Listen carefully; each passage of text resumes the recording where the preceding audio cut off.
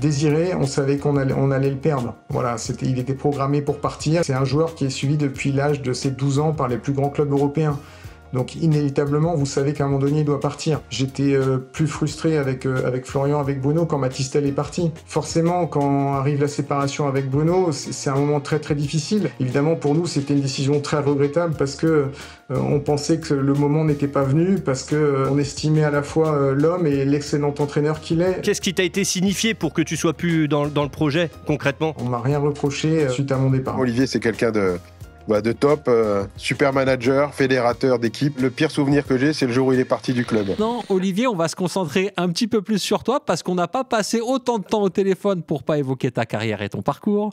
Donc, du coup, on va parler justement de ton parcours et de tes débuts dans le monde du foot parce qu'on va pas se le cacher. C'est assez, ça a été assez mouvementé, mais dans le bon sens du terme. C'est pour incroyable. Toi. Le cheminement est fou.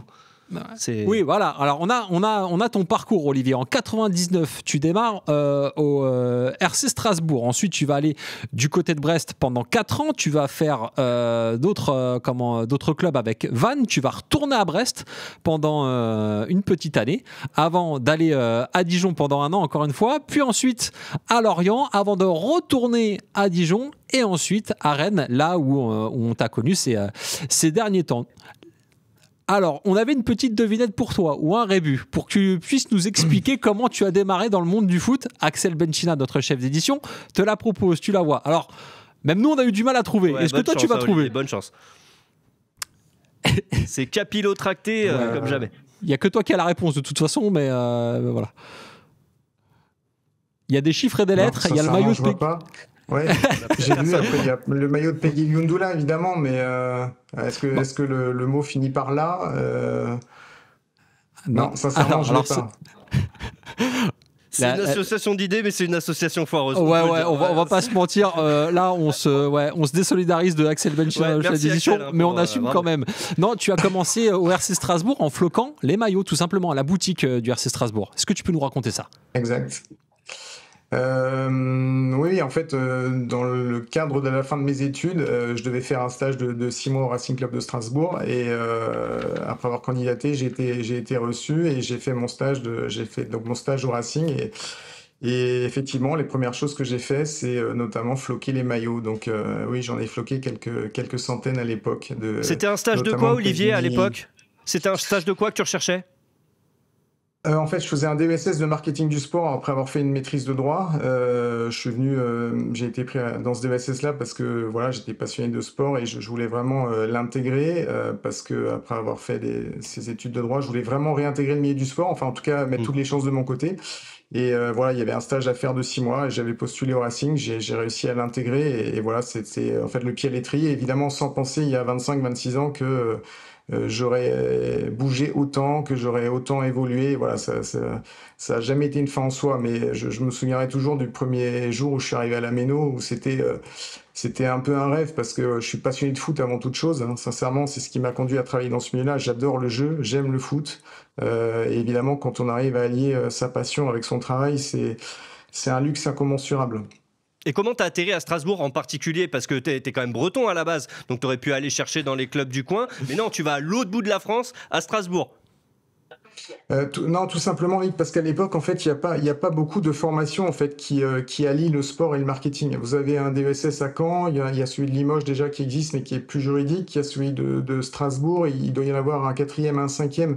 Donc j'ai postulé là-bas, j'ai eu la chance d'être pris, et du coup c'est ça qui a conditionné au fait que j'ai traversé la France d'ouest en est, et voilà, bien m'en a pris. Et t'as rencontré un breton aussi sur place ?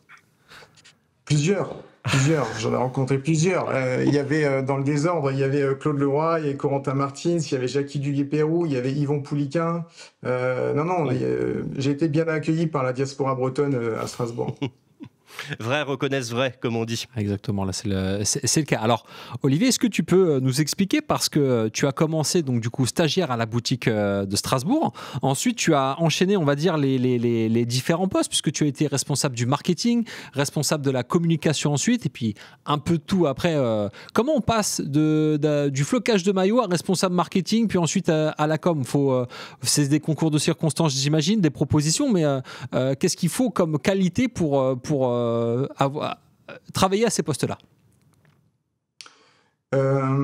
Qu'est-ce qu'il faut comme qualité? Ben après, j'avais appris quelques éléments évidemment au travers de mes études, mais ce qui a été le plus déterminant en fait, c'est la volonté d'apprendre, de découvrir, de s'intéresser et évidemment de travailler.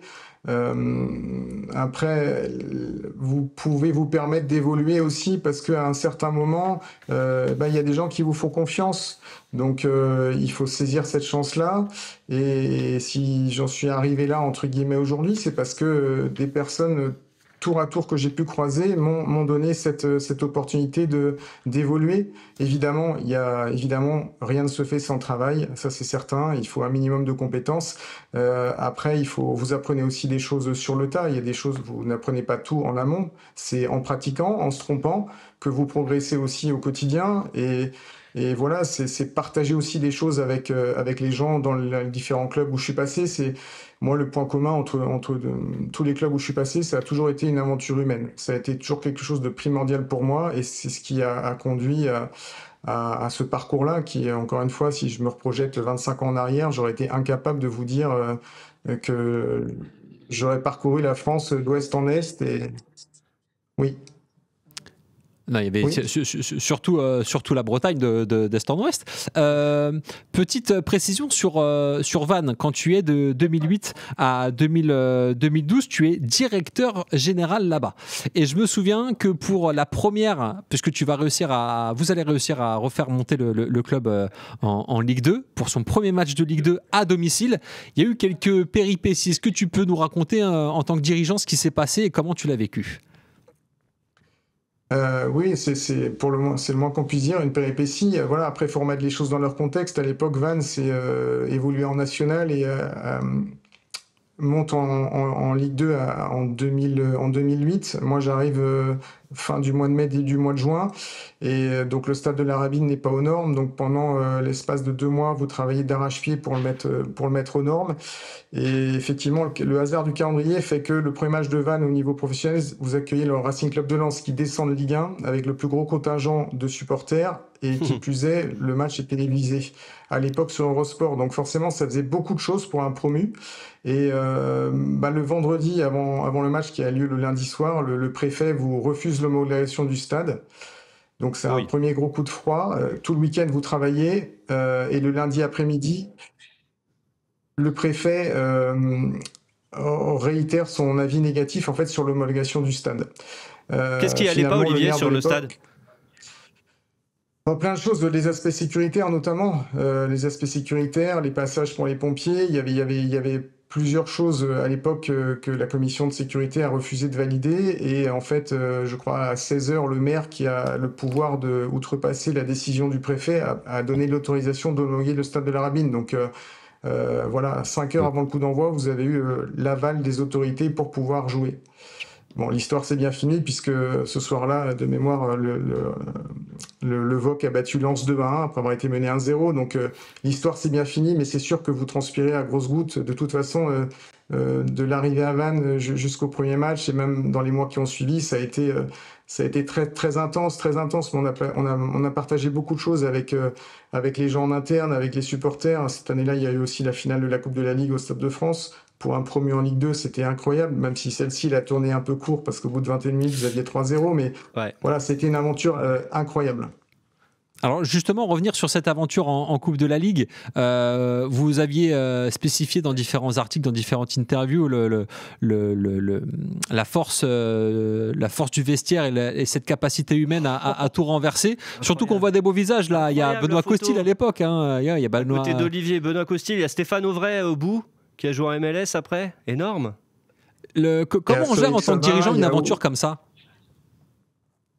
Comment on la gère? En fait, vous n'avez pas le temps de réfléchir parce que, encore une fois, ça a été tellement intense quand vous vous reprojetez. Vous savez, au début, à Vannes, on doit être 4 salariés et il y a à peu près 200 bénévoles. Donc, vous n'avez pas le temps de réfléchir. Vous plongez dans le travail, vous avancez et vous n'avez pas vraiment le temps non plus de savourer. Mais en tout cas, c'était encore une fois une aventure humaine incroyable. Je suis Olivier. désolé, mais j'ai une double voix, je vous entends pas bien. Ah, c'est normal, bizarre, ça. vous inquiétez pas, c'est normal, parce que c'est une petite surprise qu'on voulait vous faire, parce que durant votre parcours, vous avez côtoyé pas mal de personnes, dont un autre Olivier, qui devait vous appeler hier, mais comme on l'a eu avant vous, il a dit qu'il vous appellerait pas avant demain. C'est Olivier Delcourt qui nous fait le plaisir d'être avec nous, l'ancien président de Dijon. Bonjour Olivier, merci d'être avec nous. Bonjour messieurs, bonjour Olivier. Bonjour, Olivier. Bonjour, président. Ah oui, vous appelez encore président tous les deux. Oh, il écoutez, m'appelle ouais. comme ça. Bah, un C'est Olivier, le respect, le il respect. faut. Olivier Delcourt, la question qu'on voulait vous poser à propos de Olivier Clorec, c'est quel souvenir vous gardez de lui et quelles compétences vous vouliez mettre en avant de sa part?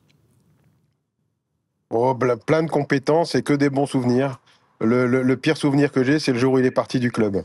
Voilà, mais j'ai compris parce qu'il partait rejoindre sa Bretagne. Enfin, le deuxième départ pour sa Bretagne, que j'ai compris pour lui et sa famille. Mais sinon, j'ai que des bons souvenirs avec lui. Les meilleurs souvenirs, c'était nos mercatos, justement, comme le dit votre émission, nos soirées mercato bien agitées. Avec lui, Sébastien Larcier et même à l'époque Olivier Dalloglio, on était les 4 mousquetaires du DFCO et on a passé de super moments et de super saisons ensemble. Alors, vous avez un souvenir précis par rapport à ces soirées mercato? C'était quoi, des soirées qui duraient jusqu'au bout de la nuit? C'était des coups de fil interminables? C'était comment? Ah oui. C'était des coups de fil interminables, des négociations, mon Olivier qui s'énervait de temps en temps, des transferts qui se faisaient pas à la dernière seconde. Il y en a eu qu'un une fois qui s'est pas fait, mais c'était mieux qu'il se fasse pas. Voilà, mais sinon Olivier c'est quelqu'un de top, super manager, fédérateur d'équipe, que ce soit au niveau administratif et au niveau des équipes avec les joueurs. Et voilà, on se téléphone régulièrement et très souvent, et j'ai gardé de très forts liens avec lui. Allez, pour l'anecdote, maintenant il y a prescription. C'était qui le joueur qui devait venir et qui n'est pas venu à Dijon? Il pourra vous le dire lui, parce que moi je me souviens plus. Olivier Clorec. Non, il y en a eu plusieurs, mais j'ai plus son nom en tête, mais c'était un joueur qui évoluait dans le championnat bulgare et tout était prêt et au dernier moment, en fait, les agents avaient dû confondre le brut et le net, donc du coup, ça s'est pas fait. Donc évidemment, quand vous en êtes à ce stade-là, les agents. Oui, c'est pas toujours de leur faute, faut pas non plus Non. exagérer, c'est Non, pas non, le but de non. mon propos, mais c'est vrai que voilà, heureusement que ça nous est pas arrivé très souvent. De toute façon, on n'est pas, moi je suis pas partisan de ça, le président là non plus, de faire des coups le dernier jour du mercato, c'est toujours très très dangereux en fait, voilà, parce que vous construisez une équipe, vous construisez quelque chose, et en général quand il se passe beaucoup de choses dans les dernières heures du mercato, c'est que vous maîtrisez un petit peu moins les choses. Et Olivier Delcourt, est-ce que ça vous chiffonne de voir justement à quel point la situation à Rennes a été la sortie d'Olivier Clorec a été gérée par Rennes? Écoutez, j'ai pas du tout compris parce que pour moi il avait le profil idéal. Déjà en plus il était breton et puis bon, connaissant ses qualités, ça collait parfaitement avec le club. Après c'est des choix de propriétaires et de présidents qui se respectent aussi. Voilà, en tout cas je trouve ça dommage et quand je vois ce qui se passe encore pas plus tard qu'aujourd'hui avec le changement de coach. Voilà, c'est un peu catastrophique, mais bon, je juge pas, je sais ce que c'est, et des fois, dans l'urgence, on fait des bêtises. Olivier Delcourt, une question sur la personnalité d'Olivier Clorec, qu'on décrit comme très humble, très gentil. Est-ce que vous pouvez nous confirmer et est-ce que vous pouvez nous dire si c'est quelque chose d'assez rare dans le monde du foot? Ah oui, c'est quelqu'un pour moi de très humain déjà, comme je peux l'être aussi. C'est pour ça qu'on s'entend bien. Humain, proche des gens, toujours à l'écoute et très discret. C'est pas quelqu'un qui se met dans la lumière, c'est plutôt quelqu'un qui met dans la lumière le club. Voilà, toujours. C'est le club avant tout et ça aujourd'hui dans ce milieu du foot, de plus en plus rare. Voilà, c'est quelqu'un qui sait s'effacer quand il faut et aussi gentil. Gentil, ça veut tout dire et rien dire parce que bon, il a aussi son caractère et quand il faut décider, il sait décider. Olivier Clorec, est-ce que tu as quelque chose à dire à Olivier Delcourt? Merci, je vais devoir l'inviter au restaurant, je pense. C'est la moindre des choses. Non, merci Encore beaucoup. une fois. Non, Vous êtes très élogieux à mon sujet et bah, je vous remercie. Voilà, ça me touche évidemment énormément, hein. C'est toujours agréable d'avoir ce type de compliments, d'autant plus par une personne comme Olivier Delcourt. Voilà, ça me touche énormément. Olivier Delcourt, est-ce que vous voulez dire un petit mot à Olivier Cloarec? Bah écoutez, moi ce que je lui souhaite, c'est le meilleur pour la suite et qu'il retrouve un projet qui lui convienne, voilà, qui lui convienne au mieux et il le mérite et je suis convaincu que dans les prochaines semaines et les prochains mois, on le verra dans un autre club ou ailleurs, dans un autre domaine peut-être, qui sait. Nous verrons bien. Parce que le foot, ça use tout le monde. Ouais. Merci beaucoup Olivier Delcourt d'avoir été avec nous. On vous dérange pas plus longtemps parce que vous êtes messieurs. au restaurant en ce moment. Je suis à la flambée, comme dirait il connaît Olivier. À bientôt, messieurs. C'est quoi votre menu juste? Vous avez pris quoi là pour ce midi là? Ah bah là, c'était bœuf bourguignon frites. Voilà, c'est pas très light, mais bon, on est en Bourgogne, avec une bonne bouteille de Bourgogne. Merci beaucoup, à bientôt, Olivier Delcourt. messieurs. Merci. Et merci pour le clin d'œil à Olivier. Au revoir. Au revoir. Merci, président. Alors donc, Olivier Cloarec est capable de s'énerver. On le sait maintenant grâce à Olivier Delcourt. Cet homme peut aussi s'énerver. Oui, bien sûr. Mais oui, évidemment, après, vous avez des traits de personnalité qui font que vous le faites plus ou moins régulièrement. Et puis, des fois, vous le faites aussi de manière très discrète. Vous n'avez pas forcément besoin de le faire devant des médias ou devant un gros attroupement, en fait. Mais il y a un temps pour tout. Après, effectivement, j'ai souvent été qualifié de quelqu'un de gentil. Alors, je pense qu'effectivement, j'ai plutôt beaucoup d'empathie pour les gens. Mais après, ça ne m'empêche pas, dans le cadre de certaines situations, d'être assez sévère, de pouvoir hausser le ton. Ça m'est arrivé à plusieurs reprises, pas forcément devant les médias mais aussi, on vous avait vu quand même, parfois contre-performance de Rennes, vous aviez eu des mots durs, vous étiez colère froide, vous aviez dit c'est honteux, je crois, l'année dernière, après un résultat. Vous êtes capable aussi de pousser des coups de gueule, mais toujours un peu avec cette colère froide qui vous caractérise. Oui, tout à fait, ça je me souviens, notamment après la défaite contre Lyon, je crois qu'on avait perdu 3-1, mais au-delà du résultat, c'est qu'on avait une prestation qui était plus que lamentable sur le terrain. Après voilà, je sentais que c'était le moment de le dire, j'avais besoin de le dire. Je pense aussi qu'il faut choisir ses moments pour intervenir. Et encore une fois, de mon point de vue, en fait, la compétence sportive, pour moi, elle appartient à l'entraîneur et au directeur sportif principalement. Évidemment, vous rajoutez les joueurs et le staff, mais en tant que président, vous devez intervenir à des moments donnés qui sont précis, qui sont importants, mais vous devez, pour ma part en tout cas, vous devez bien choisir ces moments-là. Vous voyez, moi, la dernière fois que je suis intervenu de manière assez véhémente, sans doute mal m'en a pris, mais c'était le dernier match que j'ai fait à domicile contre Lens. On se fait égaliser dans les arrêts de jeu à la dernière seconde. Et voilà, je suis intervenu de manière vraiment très véhémente ce soir-là. Parce que pour moi, on avait perdu plus qu'un point. Et ce point perdu, on ne pouvait pas l'attribuer qu'à une erreur individuelle d'un joueur, parce que c'était masquer la vérité. Et voilà, donc effectivement, à un moment donné, vous devez savoir hausser le ton. Et voilà, mais il faut bien choisir ces moments. Et de la même manière, vous savez, parce que j'entends souvent effectivement dire que je suis gentil, et limite on va le revendiquer, mais quand vous négociez des transferts à certains montants, c'est pas une partie de plaisir, et il faut aussi avoir la main ferme, avoir aussi une forte volonté pour arriver à ce qu'on souhaite avoir.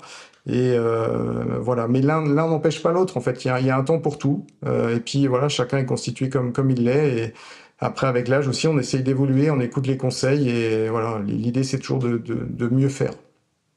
Olivier, on a de nombreuses questions dans le chat de RMC Mercato, dont, alors j'essaie de voir parce qu'il y en a beaucoup, dont Chatboy, me semble, qui demande, même si vous êtes déjà expliqué à ce sujet, quelles ont été les raisons du départ de Bruno Genesio.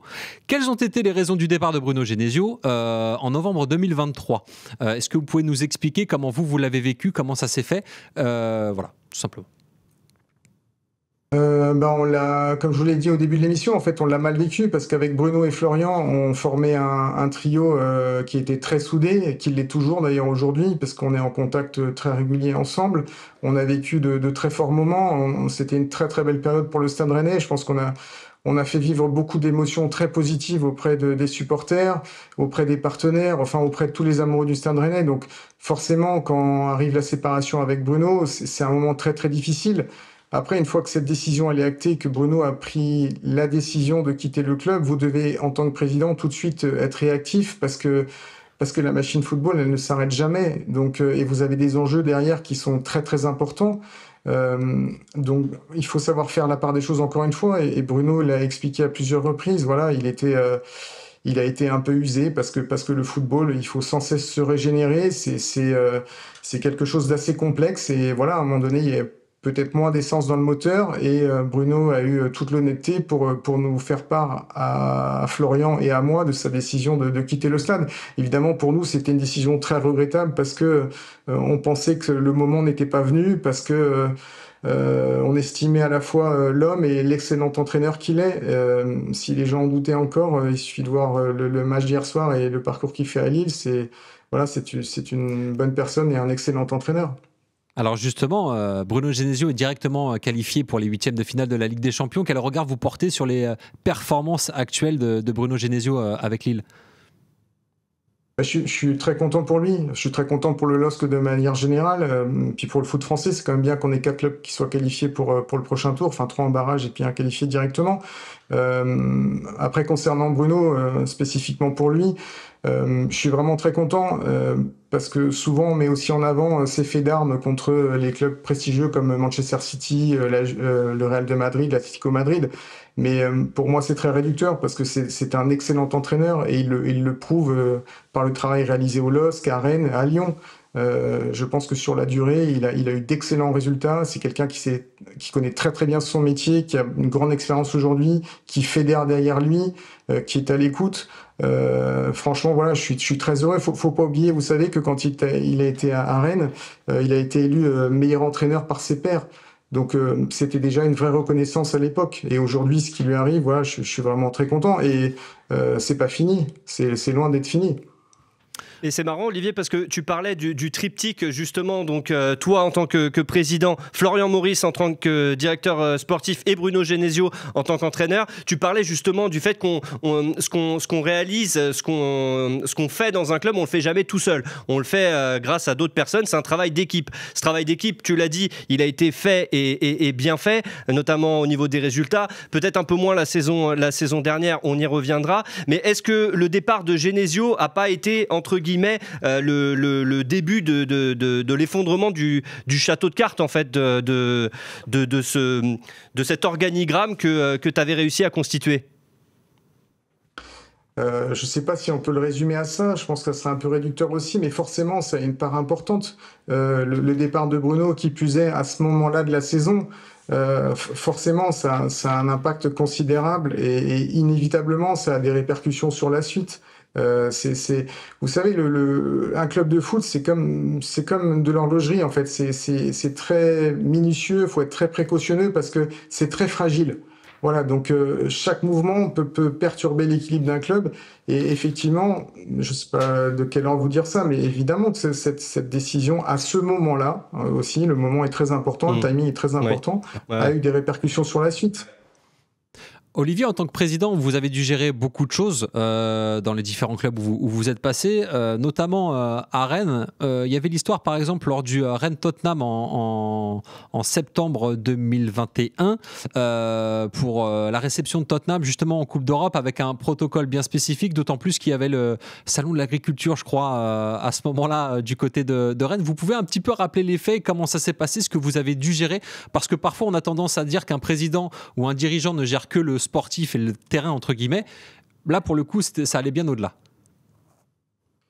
Oui, après Rémi, il n'y a pas que cet exemple-là, effectivement, mais c'est normal parce que pour le grand public, en fait, ce qui compte principalement, c'est les résultats du week-end et ça, c'est inévitable et on peut pas leur reprocher. Mais c'est sûr qu'aujourd'hui, si on parle du dernier club en date, en l'occurrence le Stade Rennais, c'est une entreprise qui pèse entre 110 et 120 millions d'euros de budget, c'est 250 salariés. Donc vous avez les matchs organisés le week-end, vous avez 700 personnes qui travaillent le soir de match. Pendant la période où j'ai été président, pardon, et directeur général à Rennes, vous avez mis en œuvre tout ce qu'il fallait faire pour la réalisation de la PIF 2, donc le nouveau centre d'entraînement qui va être inauguré dans quelques semaines. C'était un projet à 40 millions d'euros. Il faut tenir les délais, il faut tenir les budgets. Parallèlement à ça, vous mettez aussi des actions qui ont un trait social en œuvre avec le programme Bouge. Vous avez aussi tout le centre de formation du Stade Rennais qui est un élément important, primordial dans l'ADN du club. Le club a été élu 2 fois meilleur centre de formation durant cette période-là. Encore une fois, un club, ça se résume pas au carré vert. Évidemment, c'est très important le carré vert, mais c'est un peu plus large que ça. Pour en revenir à Tottenham, effectivement, quand les gens de Tottenham de Londres se sont renseignés pour réserver un hôtel avec la Coupe d'Europe, quand vous avez le Space à Rennes, tous les hôtels étaient complets à des dizaines de kilomètres à la ronde. Donc forcément, derrière, ça enduit plein de conséquences sur leur arrivée au stade. En plus de mémoire, le match avait lieu à 18h45, donc vous pouvez demander aux Rennais ce qu'il en est aux abords du Stade Rennais, aux abords du Roison Park, la circulation avec les rocades qui sont à côté, vous mettez énormément de temps pour faire 300 mètres.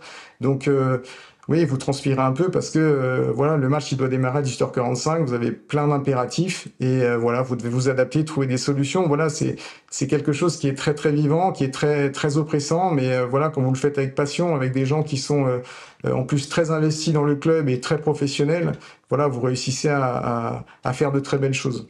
Mais il y a aussi peut-être, Olivier, le fait que tu aies rempli tellement de rôles en fait avant d'arriver à ce rôle de président. On l'a dit, tu as commencé stagiaire à Strasbourg à faire du flocage. Je veux dire que tu es passé, après même d'ailleurs les intitulés sont parfois... Il y a la double casquette à Rennes. Quand tu arrives à Rennes, Olivier, il y a celle de secrétaire général, puis directeur général et ensuite président exécutif parce qu'il y a le contexte avec Nicolas Olvec notamment. Oui, c'est sûr. Ça, c'était ça a été un épisode très malheureux parce qu'avec Nicolas, on était très très proches. Nicolas a eu un parcours un peu similaire. Enfin, on a eu un parcours similaire quasiment. On s'est connus il y a 25 ans quand lui était responsable du merchandising à Nancy. Et d'ailleurs, c'est lui qui m'appelle pour le rejoindre à Rennes. Et c'est aussi pour ça que je viens. Donc, malheureusement, la maladie a fait qu'on n'a pas pu travailler ensemble. Et du coup, vous êtes mis devant le fait accompli, au pied du mur. En fait, voilà, vous devez prendre les responsabilités comme ça. Et voilà, vous n'avez pas de questions à vous poser, il faut avancer parce qu'encore une fois, il y a des enjeux qui sont colossaux derrière un club de football, colossaux, et il faut que ça fonctionne pour les supporters, pour l'actionnaire, pour les partenaires, pour les salariés, c'est une vraie responsabilité. Donc, mais encore une fois, avec le soutien et la convergence des différentes volontés au sein du club, tout n'a pas été parfait, loin de là, il y a eu des erreurs de commises, évidemment, ça c'est certain. Et j'en suis aussi responsable, mais ceci étant, globalement, il y a beaucoup de choses qui ont été réalisées durant cette période. Alors, il y a beaucoup de choses et justement, on voulait revenir sur votre passage à Rennes. Vous arrivez donc en 2021, en cours de saison 2021, vous finissez 4e avec 66 points.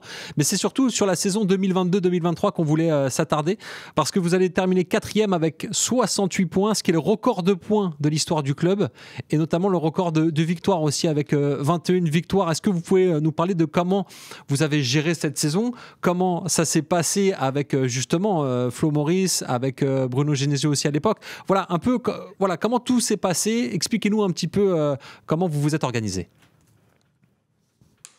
Comment on s'est organisé? Après, il faut pas non plus résumer le Stade Rennais à ces 3 personnes-là. Le Stade Rennais, c'est bien plus que ça. Encore une fois, j'insiste là-dessus, mais vous avez évidemment l'actionnaire en premier lieu, vous avez les supporters, vous avez les salariés, les partenaires, les acteurs locaux, c'est les éducateurs du centre de formation. Enfin, voilà, la liste est non exhaustive. C'est la réussite d'un club, c'est un ensemble. Encore une fois, enfin moi, c'est ma conviction profonde.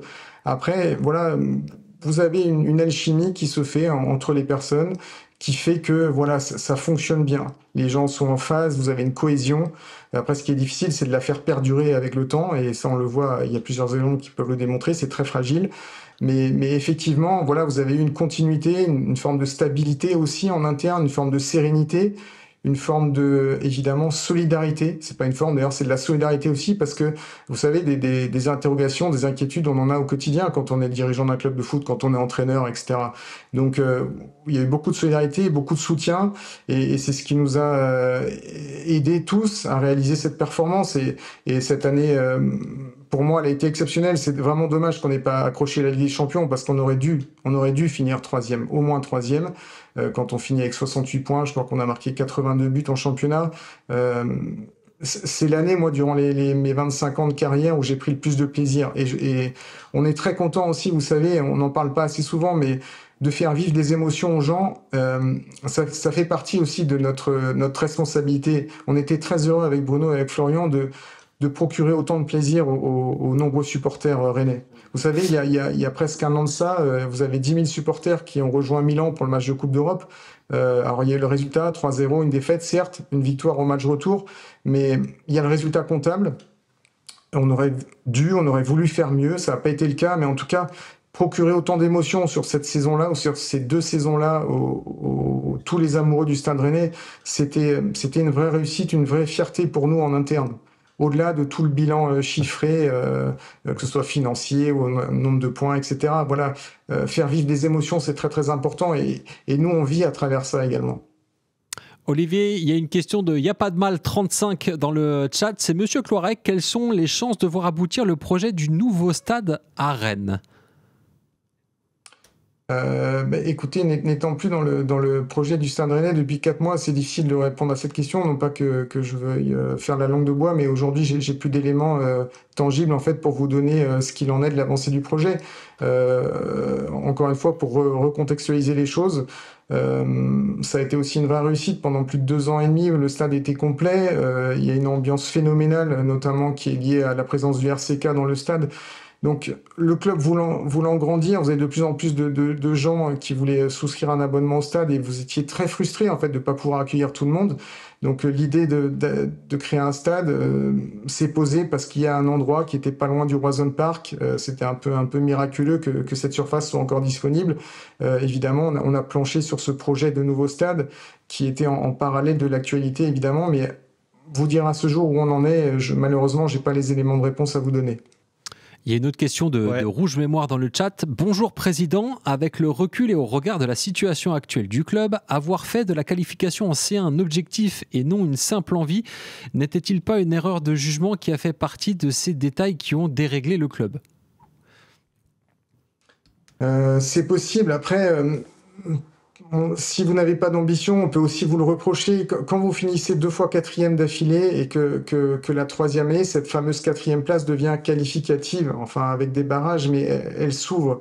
En fait, je me souviens quand Florian annonce en avant-saison la volonté de faire la Ligue des Champions, il ne dit ni plus ni moins qu'il veut faire aussi bien que les 2 années passées. Moi, je pense qu'il a eu raison de l'annoncer. C'était une vraie volonté. Après, est-ce que c'était trop haut ? Je pense pas, parce que sincèrement, je pense que sur une des 2 saisons, notamment la 2e, on aurait dû l'accrocher, cette fameuse place en Ligue des Champions. Et le club grandit, le Stade Rennais grandit depuis de nombreuses années. Il y a une croissance qui est faite de manière régulière. Et je vous dis, j'espère que ça va repartir de l'avant. Et non, avoir de l'ambition, je pense pas que ça nous ait fait que ça a été un frein en fait, ou que ça nous ait précipité en fait dans la chute. Je pense pas qu'on se soit vu trop beau. En tout cas, on avait une volonté de construire ensemble, de continuer la construction du Stade Rennais. Et voilà, pour moi, c'était une ambition qui était un peu légitime. Mais voilà, encore une fois, c'est mon point de vue. Olivier, le chat est en folie. Hein. On n'a jamais eu autant de questions sur le chat Twitch d'RMC Sport. Il y a Watchmaker qui vous demande comment expliquez-vous qu'un club aussi puissant financièrement soit vu par les suiveurs de la Ligue 1 comme un club très mal géré ? Oh, ça c'est... On parle de l'actionneur François Pinault, bien évidemment. Mais mal géré comment Non. Les transferts, je pense, qui sont souvent surpayés. Vous savez, les supporters rennais parlent des fois de la taxe Pinot, le fait de surpayer les joueurs. Et effectivement, tout ce qui s'est passé avec notamment votre limogeage, le départ de Florian Maurice et là le licenciement visiblement probable de Sampaoli, la gestion récente, quoi. Non, mais je vais pas à me prononcer là-dessus. Moi, je pense que, c'est une chance pour le Stade Rennais d'avoir un actionnaire comme la famille Pinault, pour laquelle évidemment j'ai été très fier de travailler et j'ai énormément de respect. Voilà. Après, il y a des décisions qui sont prises dans un moment précis, avec des événements précis. Et évidemment, a posteriori, on peut raisonner différemment, mais je pense pas qu'on ait acheté tout le temps des joueurs, on ait surpayé certains joueurs. Après, encore une fois, il y a des circonstances qui font que des fois, effectivement, vous payez trop cher, mais des fois, vous vendez aussi très très bien. Vous vendez peut-être un peu plus cher que le marché, et l'important, c'est que ça s'équilibre. Et puis l'important surtout, et c'est la volonté de l'actionnaire du Stade Rennais, c'est que ce club-là soit performant. C'est l'objectif prioritaire. Donc, je réinsiste là-dessus. J'espère que le club va repartir de l'avant, parce que moi qui ne suis plus dans le projet aujourd'hui, je suis quand même très triste de voir le classement du Stade Rennais aujourd'hui. J'imagine, mais justement, vous dites t'es plus dans le projet, mais qu'est-ce qui t'a été signifié pour que tu sois plus dans le projet, concrètement ?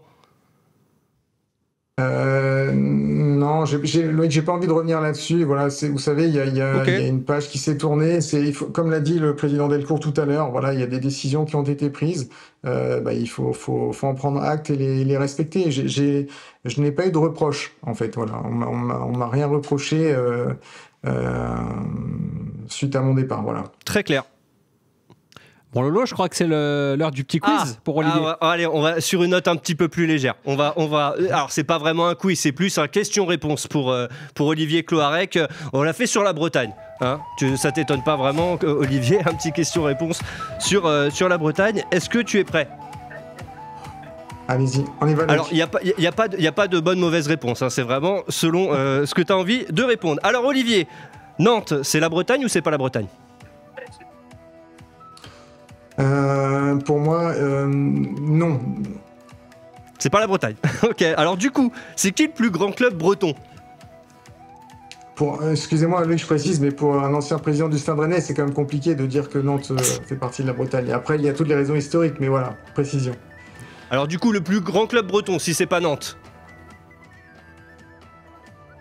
J'aime tous les clubs bretons. Voilà. Après, le Stade Rennais, franchement, ces dernières années, a été l'étendard du football breton. L'endroit le plus sous-coté en Bretagne, Olivier ? Concarneau. Et l'endroit le plus surcoté ? Aucun endroit n'est surcoté en Bretagne. Non, même pas Brest. Je pose la question pour notre directeur de rédaction qui est brestois. Même pas Brest, c'est pas très joli Brest quand même. J'adore Brest, j'adore l'atmosphère qui y règne. Vous êtes deux au moins, hein, parce qu'il y a Erwan et puis donc Olivier. Olivier, la pire insulte en langue bretonne ? Je suis breton, mais je parle pas le breton, donc je n'ai pas d'insulte à vous donner en breton. Ok, alors Olivier, tu peux peut-être nous dire, c'est quoi la prononciation correcte ? Stéphane Guivarch ou Stéphane Guivard ? Moi, je le prononçais Stéphane Guivarch. Ok, à la française du coup, parce qu'apparemment les Bretons disent Stéphane Guivard. Suivant l'accent, suivant la région. La rota.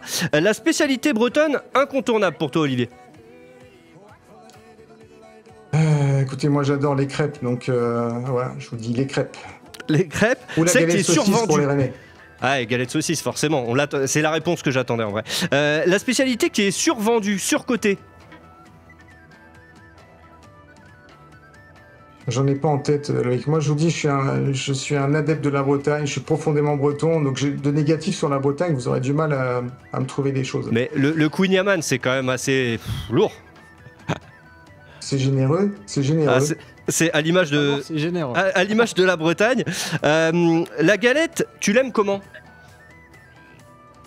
Je l'aime au sarrasin, la galette. Voilà. Et là, depuis quelques années, franchement, j'ai pris goût à la galette saucisse.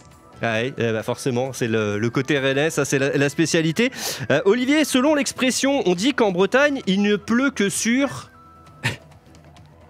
Les cons, oui. Oui, voilà. L'artiste breton ou l'artiste bretonne que tu préfères ? Écoutez, étudiant, j'ai longtemps écouté Miosek. Voilà. Le Brestois, Tonnerre de Brest. Pas mal.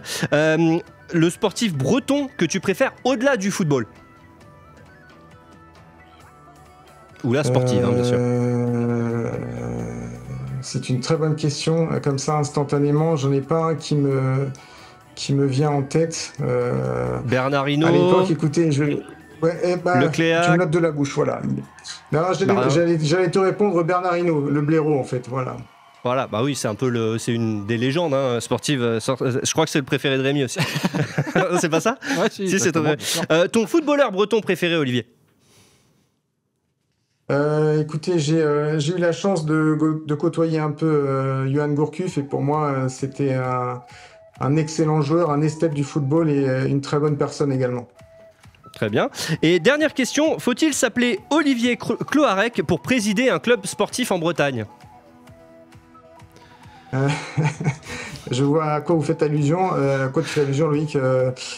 Écoutez, oui, visiblement, je pense qu'on a plus de chance en s'appelant Olivier Cloarec d'être président en Bretagne, puisqu'il y a un homonyme du côté de Vannes, effectivement. Alors ça, c'est quand même incroyable. Ouais. Je fais une petite parenthèse. Merci Olivier d'ailleurs pour tes réponses. Il y a donc Olivier Cloarec, dirigeant de football, ancien président du Stade Rennais, mais aussi Olivier Cloarec, président du rugby Vannes. Donc c'est quand même, voilà, enfin je sais pas, est-ce que tu as déjà reçu des coups de fil demandant un transfert de joueurs de rugby ? Non, mais pour ne rien vous cacher, je reçois encore des appels de vos confrères journalistes qui pensent appeler le président du RCV, et voilà, je leur dis que leur fichier n'est plus à jour. Allô, Olivier Cloarec? Oui, oui, c'est pour parler de Vannes. Non, c'est pas pour parler, je ne parle pas de Vannes et je ne parle pas rugby. T'aimes bien le rugby au fait, Olivier? Oui, j'adore. Franchement, je suis un passionné de foot, mais un passionné de sport de manière générale. Donc, franchement, et ce que fait, une petite parenthèse, ce que fait le RCV avec donc Olivier Cloarec à sa tête, c'est fantastique. Et ce qui est fou en plus, c'est que Olivier Cloarec, pareil, du RCV, vient du monde du foot. C'est-à-dire qu'à la base, vous avez des points communs. Il y a juste l'âge qui diffère, il y a 2 ans de différence. Mais sinon, c'est vrai, c'est l'homonyme parfait. T'en as un, toi, Rémi, homonyme parfait? Ah bah, des Dumont, il y en a plein. Il y a Margot Dumont, ta consoeur. Mais ouais, non, mais après, il y a Stéphane Dumont, l'entraîneur de Troyes, que j'embrasse, évidemment. Ouais. Il y a une petite remarque dans le chat, Olivier, pour toi, c'est Oliver35760, vraiment un super président, peut-être trop discret, mais vraiment top. Voilà, ça c'est pour la petite dédicace. Tu vis toujours à Rennes? C'est une des questions aussi qui est posée de Tony Roazhon. Oui, pour l'instant, oui, je suis toujours à Rennes. J'ai pris beaucoup de plaisir à vivre ici. Je suis très bien en Bretagne. Et voilà, pour l'instant, dans l'attente d'une évolution professionnelle, effectivement, j'ai aucune raison de quitter Rennes et la Bretagne. Et est-ce que ça te fait du bien de pouvoir souffler un petit peu après avoir été par Mons et par Vaux pendant des années et surtout sur ton dernier poste?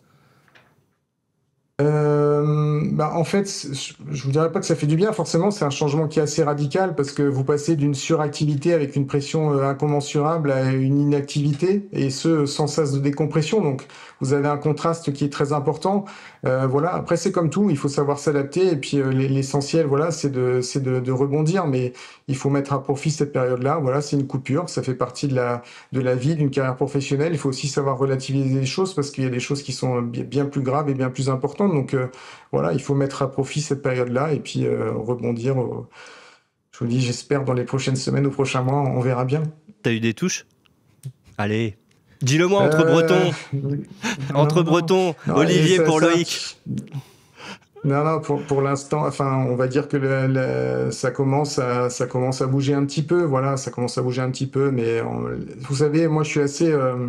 Enfin, si les choses elles doivent se faire, elles se feront de manière naturelle. Je fais assez confiance au destin, et des fois, il faut le provoquer un petit peu, mais non, sincèrement, on verra ce qui va se passer, mais je suis pas spécialement inquiet en tout cas. Et Olivier, il y a une question de Roazhon Boy dans le chat. Que faites-vous en ce moment, Olivier? Comment tu occupes tes journées du coup? Comment ça se passe? Encore une fois, comme j'ai dit à Loïc, oui, vous passez d'un statut qui est très différent. Donc aujourd'hui, mes journées sont aménagées différemment. Je prends un peu plus soin de moi parce que quand vous êtes dans la machine à laver du foot, vous avez très très peu de temps pour vous parce que vous consacrez toute votre énergie en fait à votre club et aux gens qui travaillent dans ce club-là. J'essaie d'apprendre davantage l'anglais, enfin de me remettre à un très bon niveau, parce que c'est les langues, j'aime toujours ça, donc j'essaie de le mettre à profit. Je lis davantage, je vous dis, je prends davantage de temps pour moi. Je regarde encore plus de foot qu'avant, parce que je suis passionné du jeu, j'adore le jeu en fait. Et c'est quelque chose qui m'intéresse, parce que j'aime ça depuis très très longtemps.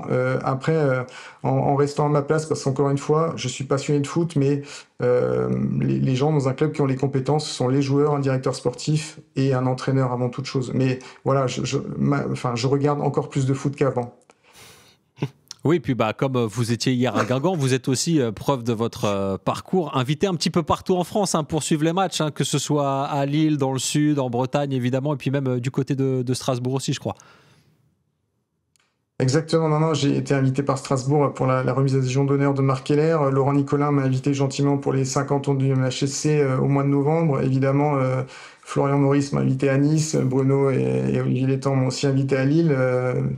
Évidemment, Brest de manière très régulière. Non, franchement, sincèrement, ça fait très plaisir. Voilà, et c'est aussi très très bien d'aller rendre visite à ces personnes-là dans un autre contexte où vous continuez d'apprendre, de rencontrer d'autres personnes et encore une fois dans un autre contexte et puis aussi avec un état d'esprit un peu plus apaisé parce que vous avez un recul que parfois vous n'avez plus en fait quand vous êtes pris dans le quotidien qui va très très vite et des fois forcément ça conditionne certaines prises de décision, vous manquez un peu de recul comme l'a dit tout à l'heure Rouge Mémoire, peut-être qu'on a pris de mauvaises décisions, même sûrement, mais effectivement c'est très très dur d'avoir toujours la lucidité pour prendre les bonnes décisions au bon moment. Et là évidemment quand vous êtes un peu plus reposé, quand vous pouvez analyser les choses de manière différente, effectivement les prises de décision ou les points de vue sont un peu différents.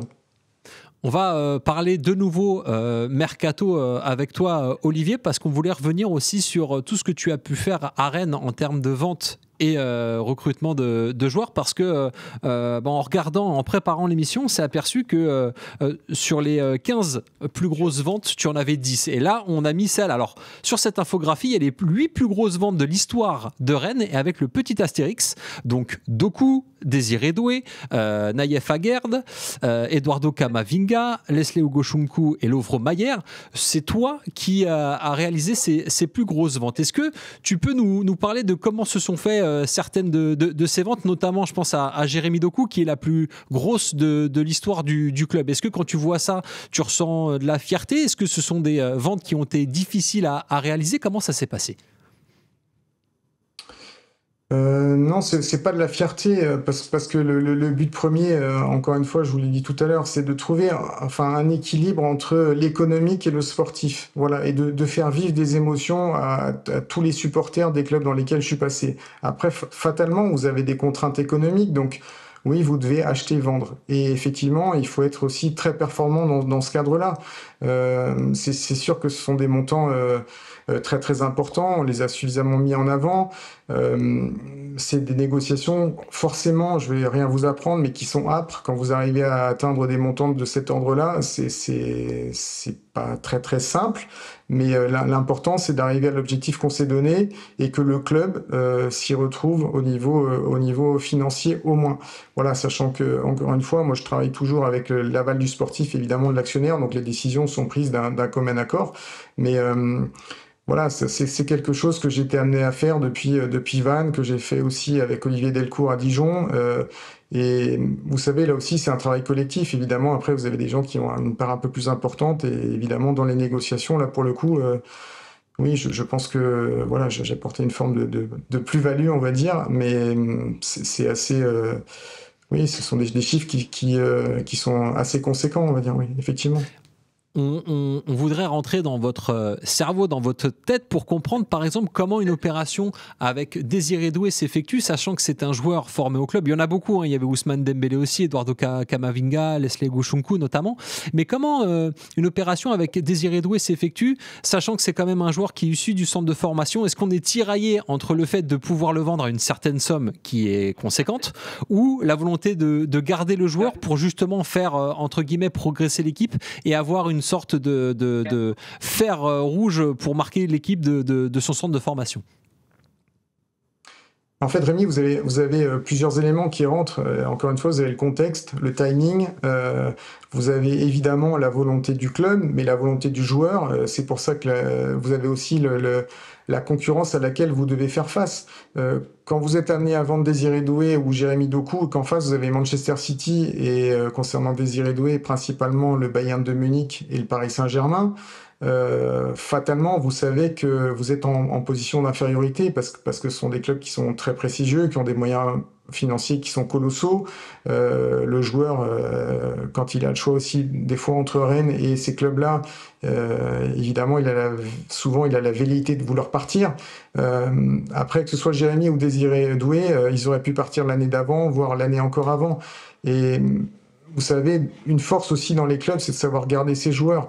Alors, on espère aussi toujours pouvoir les garder le plus longtemps. Après, des fois, vous n'avez pas le choix parce que la marche elle est trop haute, parce que vous savez qu'à garder à contre-cœur, ça ne marchera pas.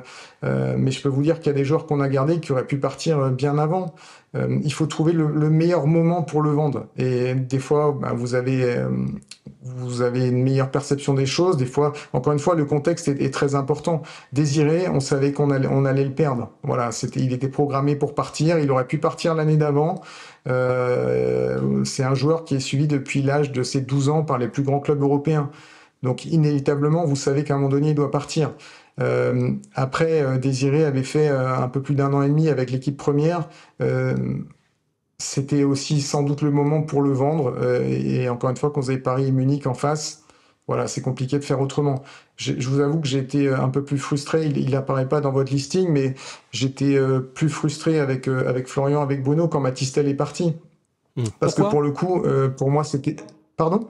Pourquoi, en fait, vous étiez plus frustré par rapport à Matistel que d'autres, typiquement? Mais je crois que c'est ce que vous alliez répondre. Ouais, on était frustrés parce que Matisse est parti à l'âge de 16 ans et demi ou 17 ans au Bayern et c'est la fameuse époque la fameuse saison où vous marquez 82 buts, où en attaque vous avez Martin Terrier, Gaëtan Laborde, Serhou Guirassy et malgré tout, de mémoire, Matisse avait fait 9 ou 10 entrées en jeu dans une équipe très performante. Je crois que c'était le 3e joueur du monde à son âge qui avait joué le plus dans une équipe première et le vendre avant même qu'il ait fait une saison complète avec l'équipe première, c'était une vraie déception pour nous. Parce que inévitablement, vous avez toujours un club qui est plus gros que vous, mais le vendre avant même qu'il ait pu fouler un peu plus régulièrement la pelouse du Roison Park et qu'on arrive à montrer aux supporters le talent qu'on avait avec nous, pour aussi récompenser le travail des recruteurs, le travail des éducateurs qui travaillent au quotidien. Et évidemment, le Stade Rennais, c'est quand même une référence en la matière. Comme vous voyez en plus qui apparaît sur le listing, le centre de formation, je l'ai dit tout à l'heure, a été élu plusieurs fois meilleur centre de formation en France. Donc, quand vous arrivez à conserver les joueurs un certain temps et qu'au moins ils donnent un petit peu de leur talent sur le Roison Park, pour moi, c'est la moindre des choses. Et Matisse, son départ à l'époque, ça nous a énormément frustrés. Voilà. Et du coup, ça a été dû à quoi son départ? Est-ce que c'était plus une volonté de sa part? Est-ce que c'était parce que c'était le Bayern Munich et que c'était, comme vous le disiez, trop grand par rapport à Rennes? C'était comment le choix du joueur s'est décidé en fait? Pourquoi il est finalement parti alors? Rémi, il faudra lui poser la question parce que c'est lui qui est le plus à même de répondre, mais c'est sûr que, vous avez très bien résumé les choses. Voilà, en face, il y a le Bayern de Munich qui lui promettait d'avoir du temps de jeu, qui lui a promis beaucoup de choses.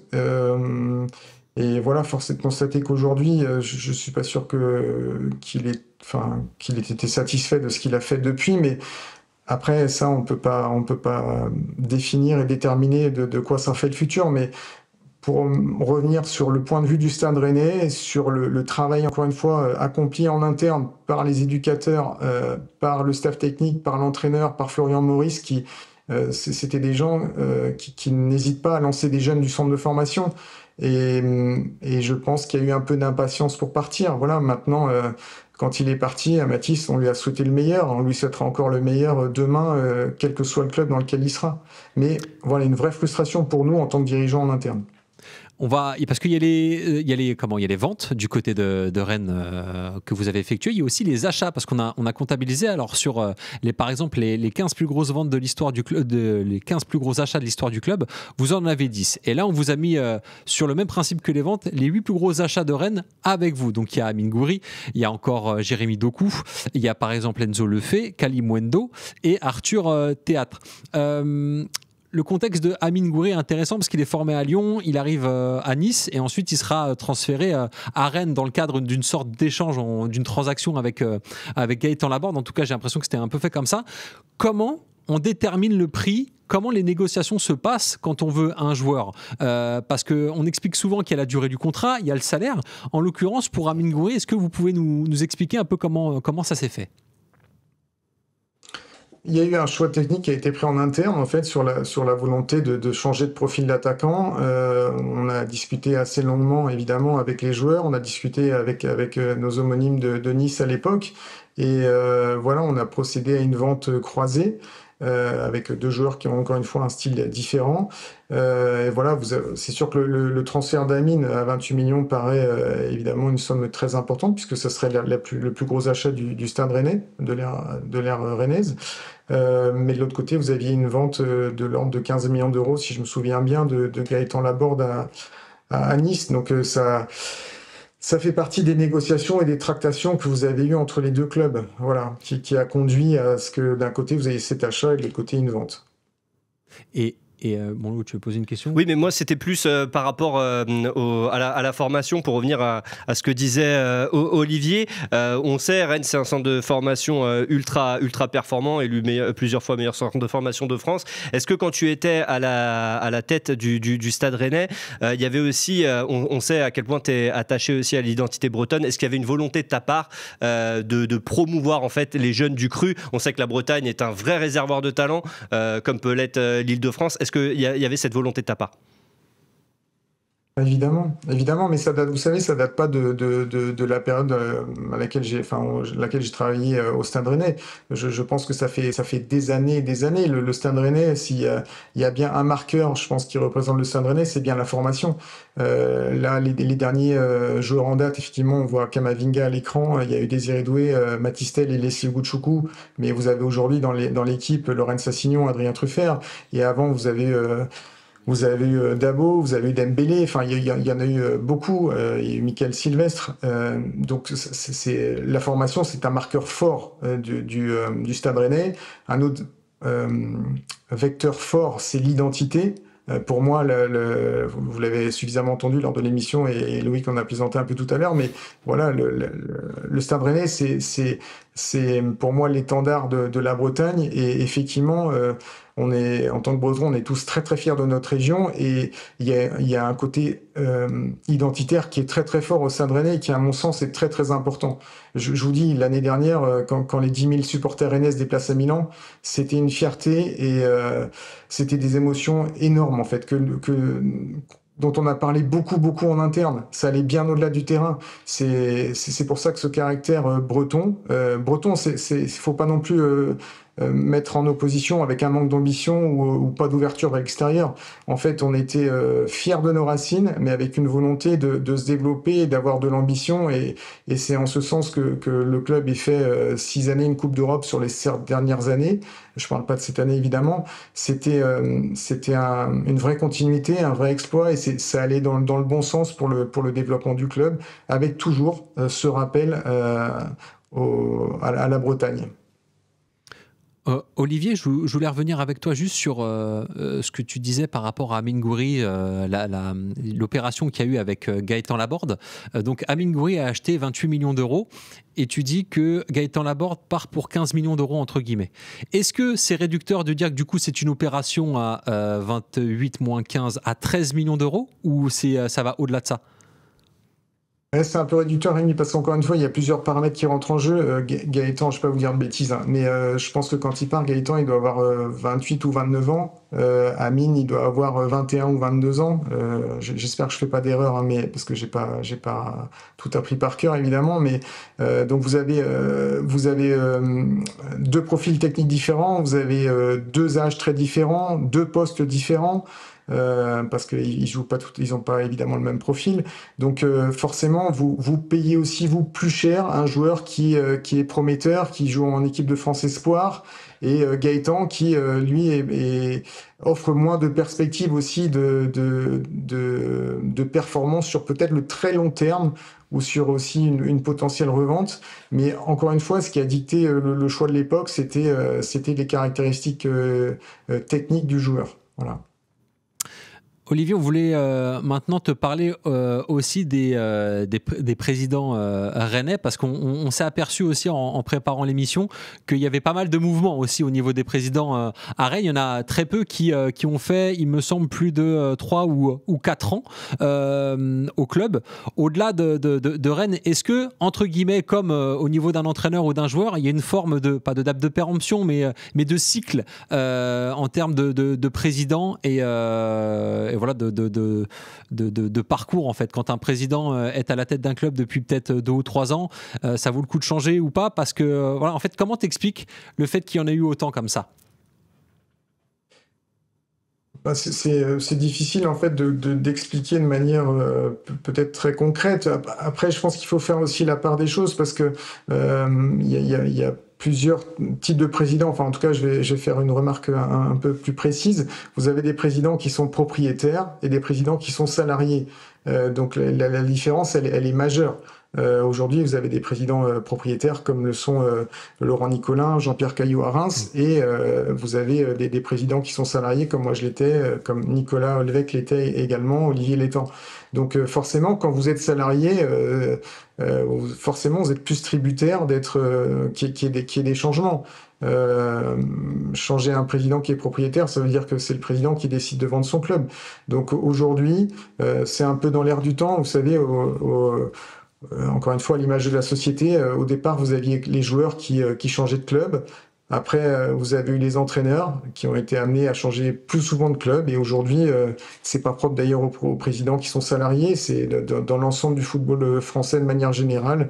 Aujourd'hui, vous avez effectivement de plus en plus de mobilité au niveau des différents postes administratifs.